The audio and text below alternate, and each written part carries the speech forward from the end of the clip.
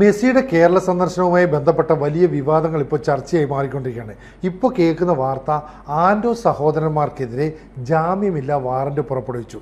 ഇവിടെ മുമ്പ് ഈ മെസ്സിയുടെ കാര്യവുമായി ബന്ധപ്പെട്ട അന്നത്തെ സ്പോർട്സ് മന്ത്രി അബ്ദുറഹ്മാൻ അദ്ദേഹം പറഞ്ഞത് നവംബർ 8 മുതൽ 25 വരെയോ അല്ലെങ്കിൽ ഇങ്ങനെ 7-8 ദിവസം മെസ്സി കേരളത്തിലുണ്ടാകും.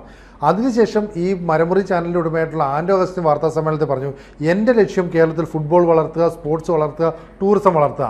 അതിനു വേണ്ടിയിട്ട് അർജൻറ്റീൻ ടീമിനെ കൊണ്ടുവരുന്നു. ഇവിടുത്തെ ഫുട്ബോൾ ഇതോടുകൂടി വികസിക്കുന്നു. ഈ കളി ഇവിടെ നടന്നില്ലെങ്കിൽ എനിക്ക് വലിയ നഷ്ടം കോടികളുടെ അതുണ്ടായിക്കോട്ടെ എന്ന് പറയുന്നു. ഇവിടെ ഇതേ വ്യക്തി തന്നെ വിദേശത്ത് 100 കോടിയിലധികം രൂപ നിക്ഷേപിച്ചുവെന്നും അതിൻ്റെ GST അടച്ചിട്ടില്ലെന്നും പറഞ്ഞുകൊണ്ട് ഒരു കേസ് നിലനിൽക്കുന്നുണ്ട്. ഇപ്പോൾ VD സതീശൻ സർക്കാർ ഇതുമായി ബന്ധപ്പെട്ട അന്വേഷണം നടത്താനായിട്ട് ബന്ധപ്പെട്ട ഉദ്യോഗസ്ഥരെ നിയോഗിച്ചുവെന്ന് പറയുന്നു. ഇതിൻ്റെ അന്വേഷണം ബാക്കി നിയമ നടപടികളൊക്കെ അതിൻ്റെ പ്രോസസ്സായിട്ട് വരണം. പക്ഷേ ഒരു കാര്യം വ്യക്തമാണ്, ഇവിടെ മെസ്സിയെ കൊണ്ടുവരാമെന്ന് പറഞ്ഞിട്ട് കേരളത്തിലെ ഈ സ്പോർട്സ് ആരാധകരെ മുഴുവൻ നിരാശപ്പെടുത്തി, അല്ലെ കബളിപ്പിച്ചു. അതൊരു വാസ്തവമല്ലേ? അല്ല, ഏറ്റവും പ്രധാനപ്പെട്ട കാര്യം നമ്മളുടെ കേരളം എന്ന് പറയുന്നത് മെസ്സിയുമായി വളരെയധികം ആത്മബന്ധം പുലർത്തുന്ന ഒരു പ്രദേശമാണ്. നമ്മുടെ സ്വന്തം നാട്ടിലെ മെസ്സി നമ്മുടെ സ്വന്തമാണ്. അപ്പോൾ ഈ ഫുട്ബോൾ ആരാധകർ പ്രത്യേകിച്ച് മലപ്പുറം, മലബാർ പ്രദേശങ്ങളിലാണ് വളരെ കൂടുതൽ ഫുട്ബോൾ ആരാധകരുള്ളത്.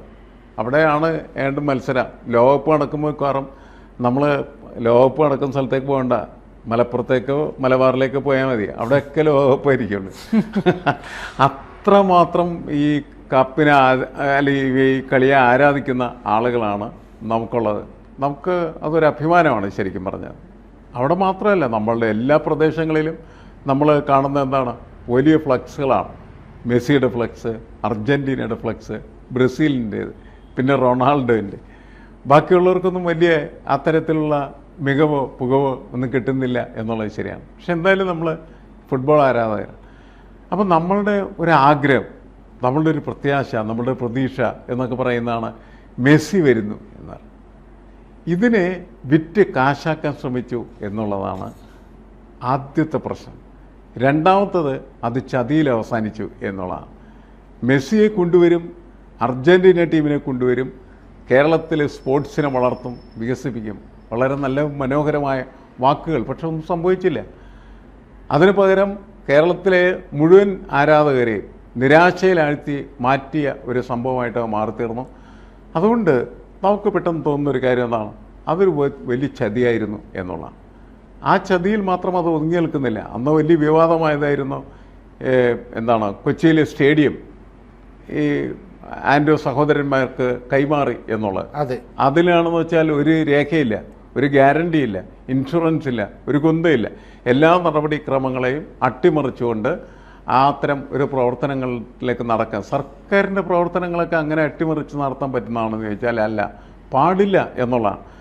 അല്ലെങ്കിൽ തന്നെ ആൻഡോ സഹോദരന്മാർക്കെതിരെയുള്ള ഏറ്റവും വലിയ ആരോപണമാണ് അവർ മരം മുറിച്ച് കള്ളക്കടത്ത് നടത്തിയ ആളുകൾ എന്നുള്ളതാണ്. എന്നുവെച്ചാൽ നമ്മളുടെ പണക്കാരായിട്ടുള്ള ബഹുഭൂരിപക്ഷം ആളുകളെയും പരിശോധിച്ചാൽ അവർക്ക് എങ്ങനെ പണം ഉണ്ടാവണം, അദാനി അടക്കമുള്ള ആളുകൾക്ക് എങ്ങനെ പണം ഉണ്ടാകുമെന്ന് വെച്ച് കഴിഞ്ഞാൽ അവർ വലിയ തരത്തിൽ തട്ടിപ്പ് നടത്തി ഉണ്ടാക്കുന്ന പണമാണ്. വെറുതെ പണം ഉണ്ടാവില്ല. നമ്മളൊക്കെ രാവിലെ വഴി വൈകുന്നേരം വരെ പണിയെടുക്കുന്ന ആൾക്കാരാണ്. നമുക്ക് ജീവിച്ചു പോകാനുള്ള കാശ് പോലും നമുക്ക് കിട്ടുന്നില്ല എന്നുള്ളത്. അപ്പോൾ പണം ഉണ്ടാക്കുന്നതിൻ്റെ പിന്നിൽ എപ്പോഴും പലതരത്തിലുള്ളതായിട്ടുള്ള അഴിമതികളുണ്ടാകും.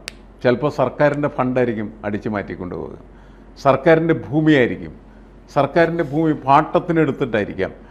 അതൊക്കെ ബിസിനസ്സല്ലേ എന്ന് ചോദിക്കും. ശരിയാണ്, എല്ലാവർക്കും ഈ ബിസിനസ് സാധ്യമാണ് അല്ല എന്നുള്ളതാണ്.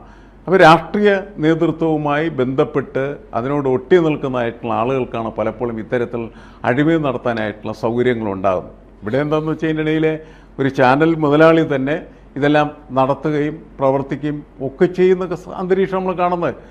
മാത്രമല്ല, അദ്ദേഹമാണ് നമ്മളെ ഉപദേശിക്കുകയും നമ്മളെ മൂല്യബോധം പഠിപ്പിക്കുകയൊക്കെ ചെയ്യുന്നത്. മനസ്സിലായി? ഇവർ ഈ മരമുറി പൊള്ളയൊക്കെ നടത്തിയ ആളുകൾ വന്നിരുന്ന് ടെലിവിഷനിലിരുന്ന് നമ്മളെന്ത് ചെയ്യണം, മൂല്യബോധം പഠിപ്പിച്ചുകൊണ്ടിരിക്കുകയാണ് ചെയ്യുന്നത്. അപ്പോൾ ഇവർ പരമാവധി പബ്ലിസിറ്റി സ്വന്തം ചാനലിലൂടെ നടത്തി. മെസ്സിയെ കൊണ്ടുവരുന്നു, മെസ്സി മലപ്പുറത്തു നിന്ന് ഞങ്ങൾ ഇങ്ങനെ റോഡ് ഷോ വഴി കൊണ്ടുവരുന്നു, ഇതാ സ്റ്റേഡിയം ഏറ്റെടുക്കുന്നു. അന്നത്തെ ഇടത് സർക്കാരും ഇതിന് വേണ്ടിയിട്ട് ചില വിട്ടുവീഴ്ച ചെയ്തില്ല. ഇപ്പം മാഷ് പറഞ്ഞ പോലെ ആണെങ്കിൽ കലൂർ സ്റ്റേഡിയം, ആ സ്റ്റേഡിയം പൂർണ്ണമായിട്ട് വിട്ടുകൊടുക്കുകയാണ്. അവിടുത്തെ അറ്റകുറ്റപ്പണികൾ മുഴുവൻ നടത്തിക്കോട്ടെ, അവിടുത്തെ ചെയറെല്ലാം എടുത്ത് മാറ്റിക്കോട്ടെ, രാജ്യാന്തര നിലവാരത്തിലേക്ക് എത്തും. അപ്പോൾ ഒരു കരാറ് പോലും ഇല്ല എന്ന് പിന്നീട് അവിടുത്തെ MP തന്നെ പറയേണ്ടി വരുന്നു. അപ്പോൾ ഈ സർക്കാർ ചില വിട്ടുവീഴ്ചകൾ, ചില കള്ളക്കളികൾ ഈ ചാനലുമായിട്ട് ചേർന്ന് നടത്തിയോ. നമുക്കറിയാം ഈ തെരഞ്ഞെടുപ്പ് കാലത്തടക്കം ഇടതുപക്ഷത്തിന് വേണ്ടിയിട്ട് ഇത്രയും പിന്തുണ അർപ്പിച്ചുകൊണ്ട് ഒരു പ്രചാരം നടത്തി, അല്ലെങ്കിൽ വാർത്തകൾ ഉൾപ്പെടെ നൽകിയ മറ്റൊരു ചാനലില്ല എന്ന് പറയാം. പക്ഷേ എന്ത് സംഭവിച്ചു? ഇവിടെ ഇടത് സർക്കാർ വീണ്ടും വന്നില്ല. അന്ന് പറഞ്ഞത് ഈ മൂന്നാമത് ഇടത് സർക്കാരല്ലാതെ വേറെ ആര് വരും, വേറെ ആർക്കാണ് ഇവിടെ ഭരിക്കാൻ പറ്റുന്നത് എന്നൊക്കെ കൈരളി ചാനൽ പോലും പറയുന്നതിനേക്കാൾ കൂടുതൽ ശക്തമായിട്ടാണ് പറഞ്ഞത്. ഇപ്പോൾ എന്താ സംഭവിക്കുന്നത്? 3 പേർക്കെതിരെ ജാമ്യമില്ലാ വാറന്റ് കോടതി പുറപ്പെടുവിക്കണമെങ്കിൽ ആ കേസിൽ എന്തെങ്കിലും മെറിറ്റ് ഉണ്ട് എന്ന് കോടതിക്ക് ബോധ്യപ്പെട്ടിട്ടല്ലേ. അങ്ങനെയാണെങ്കിൽ ഞാൻ ഒരാളുടെ കയ്യിൽ നിന്നും പണം പിരിച്ചിട്ടില്ല, ഞാൻ ടിക്കറ്റ് വിറ്റിട്ടില്ല, ഇതൊക്കെ പറയുമ്പോഴും താങ്കൾ ഏതെങ്കിലും തരത്തിൽ രാജ്യത്തിന് പുറത്തേക്ക് കോടികൾ കടത്തിയിട്ടുണ്ടോ, ഏതെങ്കിലും ബാങ്കിൽ നിക്ഷേപിച്ചിട്ടുണ്ടോ, അതിന് GST പിരിച്ചെടുത്തിട്ടുണ്ടോ, ഇതിൻ്റെ ചോദ്യങ്ങളൊക്കെ ഉണ്ട്. ഇതാണ് VD സതീശൻ മന്ത്രിസഭ ഇപ്പോൾ മുന്നിലേക്ക് വെക്കുന്നത്. നേരത്തെ നമുക്കറിയാം അടൂർ പ്രകാശ് UDFിൻ്റെ തലപ്പത്തിരിക്കുന്ന ആളാണല്ലോ, UDF ചെയർമാൻ അല്ലേ, UDF കൺവീനർ. അദ്ദേഹം പറഞ്ഞത് UDF അധികാരത്തിൽ വരികയാണെങ്കിൽ ഈ ചാനൽ പൂട്ടിക്കുന്ന അടക്കമുള്ള നടപടികളിലേക്ക് പോകും. പക്ഷേ പിന്നീട് വന്ന സർക്കാർ ഒന്നും ചെയ്തില്ല. ഇപ്പോൾ VD സതീശൻ അടുത്തൊരു സ്റ്റെപ്പ് വെക്കുന്നു. ഈ സ്റ്റെപ്പിനെ എങ്ങനെ ഈ ആൻഡോ മുതലാളിമാർ പ്രതിരോധിക്കും? ഇതൊരു വലിയ ഘടകമല്ലേ? അല്ല, ഇതൊക്കെ പ്രത്യേകിച്ച് വാർത്തകളൊന്നും അല്ലാതെയൊക്കെ ഒക്കെ മാറാൻ സാധ്യതകളുള്ള എങ്ങനെയാണെന്ന് വെച്ചാൽ, ഈ കേസ് തന്നെ ചിലപ്പോൾ എന്തായിരിക്കാം, ഈ കേസ് തന്നെ വലിയൊരു ബ്ലാക്ക് മെയിലായിരിക്കാം. അങ്ങനെയാണ് പിന്നെ കുറേ കഴിച്ച എന്തൊന്നും സംഭവിക്കാത്തത്. കാരണം അടൂർ പ്രകാശ് നേരത്തെ പറഞ്ഞ് പൂട്ടിക്കുമെന്ന് പറഞ്ഞു, പിന്നെ പൂട്ടിക്കുന്നില്ല. എന്തുകൊണ്ട് എന്ന് ചോദിച്ചാൽ ഒന്നിലും വെറുതെ പറഞ്ഞതായിരിക്കും, അല്ലെങ്കിൽ ഏതെങ്കിലും പരിപാടികളുടെ അഡ്ജസ്റ്റ്മെന്റിന്റെ അടിസ്ഥാനത്തിൽ നടക്കുന്നതായിരിക്കും. അപ്പം അതുകൊണ്ട് അക്കാര്യത്തിലും നമുക്ക് ഒരു ഉറപ്പും വിചാരിക്കാനായിട്ട് പറ്റില്ല. എവിടം വരെ അന്വേഷണം പോകും എന്താണെന്നും പറയാൻ പറ്റില്ല. പ്രശ്നം എന്താണെന്ന് വെച്ചാൽ ഇദ്ദേഹം ഏതാണ്ട് 126 കോടി രൂപ പുറത്തേക്ക് കൊണ്ടുപോയി എവിടെ നിക്ഷേപിച്ചു എന്നൊക്കെ പറയുന്നതാണ് യഥാർത്ഥത്തിലുള്ള കുറ്റമായിട്ട് വരുന്നത്. അല്ലെങ്കിൽ അയാൾ എങ്ങനെയാണ് ഈ നമ്മളുടെ പണം കൊണ്ടുപോയിട്ട് വിദേശത്തുള്ള ഒരു ബാങ്കിൽ വേറെ ഏതോ സ്പോൺസറുടെ പേരിൽ നിക്ഷേപിച്ചു. അപ്പോൾ പ്രശ്നം എന്താണെന്ന് വെച്ചാൽ അതിൻ്റെ ടാക്സ് GST അടക്കം പറഞ്ഞിട്ടാണ് ഇപ്പോൾ ഇത് വന്നത്. ഇതൊക്കെ ഇതിൻ്റെ രേഖകളുണ്ട്. അവർക്ക് പണം കൊടുത്തതിൻ്റെ രേഖയില്ല. അർജന്റീന അസോസിയേഷൻ ഇവരുടെ പണമൊന്നും വാങ്ങിച്ചിട്ടില്ല. അപ്പോൾ അത് അങ്ങനെ സംഭവിച്ചിട്ടില്ല. ഇവിടെ കൊച്ചി കലൂർ സ്റ്റേഡിയത്തിന് ഇയാൾ പണമൊന്നും എന്ത് ചെയ്തിട്ടില്ല, സ്റ്റേഡിയത്തിൻ്റെ അധികാരി എന്ന് പണം വാങ്ങിച്ചിട്ടില്ല, ചിലവഴിച്ചിട്ടില്ല, ഒന്നും ചെയ്തിട്ടില്ല. ഇങ്ങനെയൊക്കെയുള്ള ഒരു വിഷയങ്ങൾ എക്സിസ്റ്റ് ചെയ്യുന്ന സമയത്ത് എന്താണ് യഥാർത്ഥത്തിൽ സംഭവിച്ചിട്ടുള്ളത് എന്നത് കോടതിയുടെ മുന്നിലുള്ള കേസ് വിചാരണയ്ക്ക് ശേഷം മാത്രം നമുക്ക് മനസ്സിലാക്കാൻ പറ്റുന്ന കാര്യങ്ങളേ ഉള്ളൂ. എന്താണ് സംഭവിച്ചതെന്ന്. കാരണം രേഖകളില്ല എന്നുള്ളതാണ് ഇതിൻ്റെ ഏറ്റവും പ്രധാനപ്പെട്ട പ്രശ്നം. ഒരു സ്ഥലത്തിൻ്റെ ഒന്നിൻ്റെ രേഖകളില്ല എന്നുള്ളതാണ്. അതുകൊണ്ട് ഇതിൻ്റെ പിന്നിൽ എന്താണ് നടന്നിട്ടുള്ളത് എന്നത് ഇനിയും വ്യക്തമാക്കേണ്ടതുണ്ട്. അതെന്താണ് എന്ന് നമുക്ക് മനസ്സിലായിട്ടില്ല എന്നുള്ളതാണ്. പക്ഷേ ഇവർ എന്ന് പറയുന്നത് എങ്ങനെ ഇത്തരം കാര്യങ്ങൾ ഒരു രേഖയുമില്ലാതെ, ഒരു നടപടിക്രമം പൂർത്തീകരിച്ചു എന്നുള്ള വലിയ ചോദ്യമല്ലേ. അപ്പോൾ കഴിഞ്ഞ സർക്കാരിൻ്റെ കാലത്ത് അവരങ്ങനെ ചെയ്തു. അതെന്തുകൊണ്ട് എന്ന് ബോധ്യപ്പെടുത്താനായിട്ട് യഥാർത്ഥത്തിൽ ഭരണകൂട സംവിധാനങ്ങൾ കഴിയേണ്ടതാണ്. അപ്പോൾ ഈ സർക്കാരിന് തീർച്ചയായിട്ടും അല്ലെ അന്വേഷണം നടത്താം. അതുണ്ട്. ഈ മന്ത്രിയുടെ പേരിൽ വന്ന ഇമെയിലിനെ തുടർന്നുള്ള അന്വേഷണം ഇപ്പോൾ ആരംഭിച്ചുവെന്ന് നിലവിൽ ചുമതലയുള്ള OJ ജനീഷ് മന്ത്രി അദ്ദേഹം തന്നെ പറഞ്ഞിട്ടുണ്ട്. ഇതേക്കുറിച്ച് വിശദമായ അന്വേഷണം നടത്തും. അങ്ങനെയാണെങ്കിൽ മുൻ മന്ത്രിയായിട്ടുള്ള അബ്ദുറഹ്മാൻ ഈ അന്വേഷണ സംഘത്തിൻ്റെ റഡാറിലുണ്ടാകും. ഈ അബ്ദുറഹ്മാൻ എന്തിനാണ് ഈ കാര്യങ്ങൾ പറഞ്ഞത്? അബ്ദുറഹ്മാൻ മലപ്പുറത്ത് ഒരു സ്കൂളിലോ മറ്റോ നടന്ന പരിപാടിയിൽ അവിടെ വെച്ച് പറയുകയാണ്, നിങ്ങൾക്കറിയുമോ ലോകത്തിൻ്റെ അഭിമാനമായി മാറിയ മെസ്സി ഒരാഴ്ച കേരളത്തിലുണ്ടാവും. എന്തിന്? കേരളത്തിൽ വന്നിട്ട് നിങ്ങൾക്കൊപ്പം പന്ത് കളിക്കും എന്ന് പറഞ്ഞപ്പോൾ ഇരു കൈകളും പിന്നെ കൂട്ടിയടിച്ചുകൊണ്ട് എന്ത് ഹർഷാരവമാണ് നമ്മൾ കേട്ടത്. ശരിക്കൊരു മന്ത്രിക്കൊക്കെ അങ്ങനെ അല്ല, അതെ, മന്ത്രി അങ്ങനെ വിശ്വസിച്ചിട്ട് പറഞ്ഞു പോയതാണ്. അപ്പൊ മന്ത്രിയെ കബളിപ്പിച്ചു എന്നൊരർത്ഥമുണ്ടല്ലേ? അതെ, മന്ത്രിക്ക് വേണമെങ്കിൽ ഇവർക്കെതിരെ കേസ് പോയാലും എന്നെ പറഞ്ഞു പറ്റിച്ചു എന്നല്ലേ? അല്ല, ഞാൻ പറയുന്നതെന്ന് വെച്ചാൽ ആ മന്ത്രിസഭയിലെ മന്ത്രിമാരായാലും ഈ മന്ത്രിസഭയിലെ മന്ത്രിമാർ മനസ്സിലാക്കേണ്ട ചില കാര്യങ്ങളുണ്ട്.